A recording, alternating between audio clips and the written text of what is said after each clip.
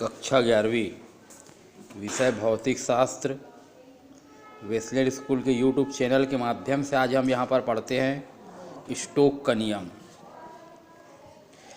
Stock का नियम होता क्या चीज़ है?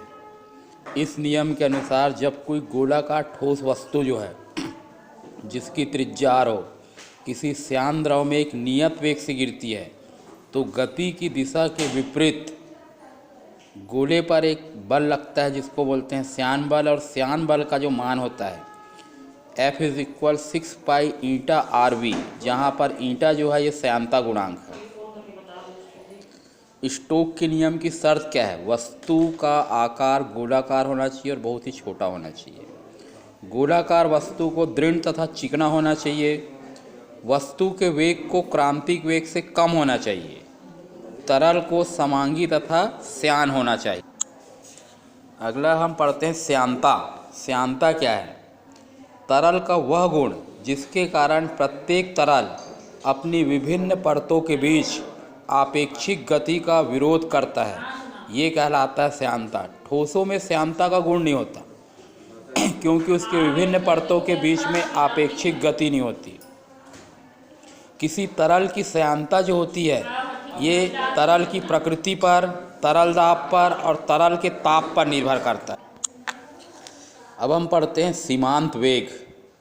किसी श्यान द्रव में गिरने वाले गोले को सीमांत वेग की गणना करते हैं। सीमांत वेग क्या होता है? जब कोई वस्तु श्यान द्रव में गिरती है तो प्रारंभ में उसका वेग बढ़ता जाता है और कुछ समय पश्चात वह एक नियत वेग से गिरने लगती है। इसी नियत वेग को हम बोलते हैं सीमांत वेग। मान लो एक सूक्ष्म गोलाकार वस्तु जिसकी त्रिज्या r है, जिसके पदार्थ का घनत्व ρ है, श्यानता गुणांक ईटा और घनत्व ρ वाले द्रव के अधीन गिरती है तो गिरती वस्तु पर 3 बल कार्य करते हैं। वस्तु का भार जो ऊर्ध्वाधर नीचे की ओर कार्य करेगा, श्यान बल ऊपर की ओर, उत्प्लावन बल ऊपर की ओर। वस्तु का भार जो होगा, भार का सूत्र होता है आयतन गुणित घनत्व गुणित गुरुत्वीय त्वरण।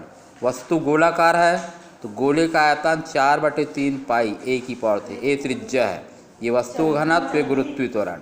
द्रव का जो उत्प्लावन बल होता है ये हटाया गया द्रव के भार के बराबर हो, सेम वही रहेगा, घनत्व बस चेंज आएगा, द्रव का घनत्व। वस्तु का परिणामी भार, एक ऊपर लग रहा है दूसरा नीचे माइनस कर दिए, तो ऊपर की ओर लगने वाला श्यान बल F = 6 पाई ईटा AV।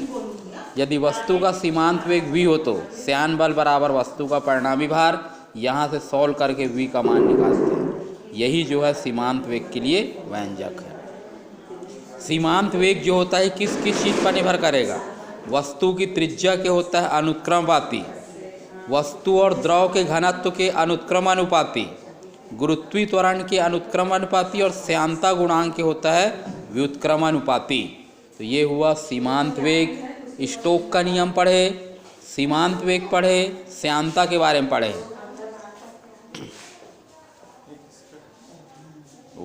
प्रद्युमन सर आए नहीं है।